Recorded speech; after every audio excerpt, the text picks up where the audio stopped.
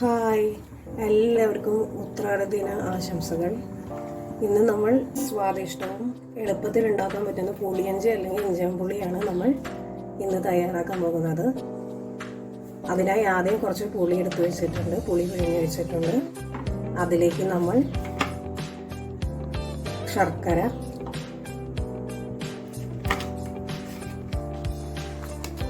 രണ്ടച്ച ശർക്കര, അതുമാതിരി തന്നെ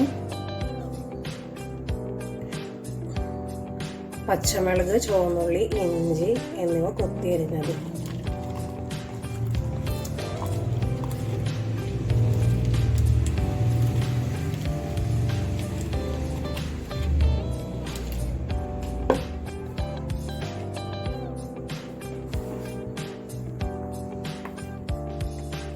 മഞ്ഞപ്പൊടി, മുളക് പൊടി. ഇത് നന്നായി ഇളക്കി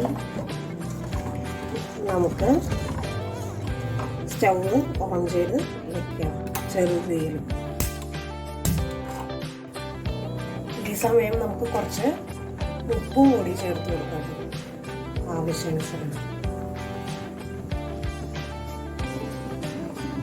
ഞങ്ങളുടെ നാട്ടിൽ ഇഞ്ചമ്പുളി അല്ലെങ്കിൽ പുളിയിഞ്ചി ഇനിയും വേറെ പേരുണ്ടെങ്കിൽ അത് കമൻറ്റ് ചെയ്യണേ കമൻറ്റ് ബോക്സിൽ.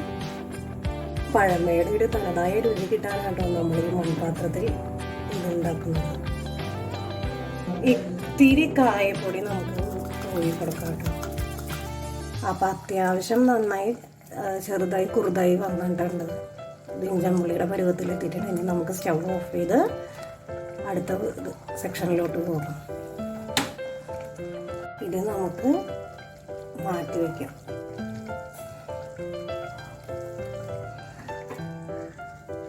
അടുത്തതായി നമുക്കൊരു സോസ് പാൻ വയ്ക്കാം. അതിലേക്ക് കുറച്ച് വെളിച്ചെണ്ണ,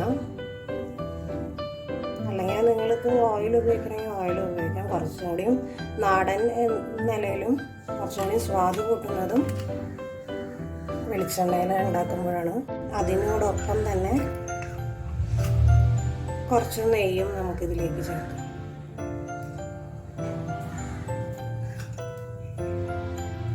വെളിച്ചെണ്ണ ചൂടായി വരുമ്പോൾ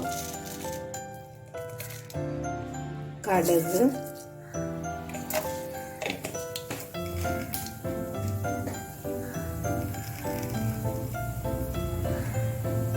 നന്നായി കൂട്ടി വരുമ്പോൾ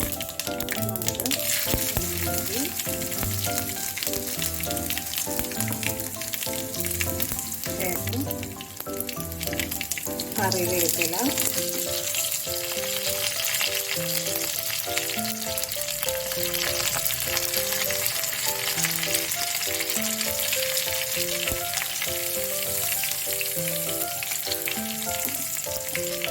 ഇട്ട് നന്നായി വഴറ്റണം.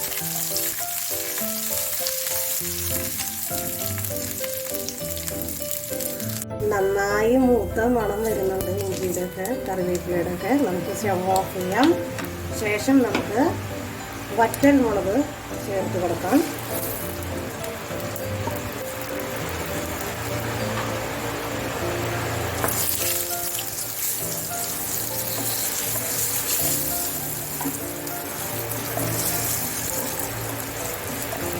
എണ്ണയിൽ വരുന്ന വറ്റൽ മുളക് നന്നായി മൂത്ത്.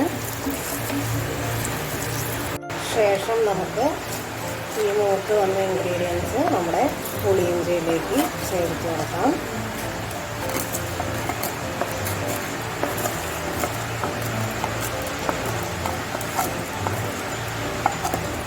ചേർത്ത് കൊടുത്ത് കുറച്ച് നേരം അങ്ങനെ വെച്ച് ഇളക്കി യോജിപ്പിച്ച് നമുക്ക് നമ്മുടെ സദ്യയിൽ വിളമ്പാം. അപ്പോൾ എല്ലാവർക്കും ഇഷ്ടപ്പെട്ടു എന്ന് വിചാരിക്കുന്നു. എല്ലാവരും ട്രൈ ചെയ്ത് നോക്കണം.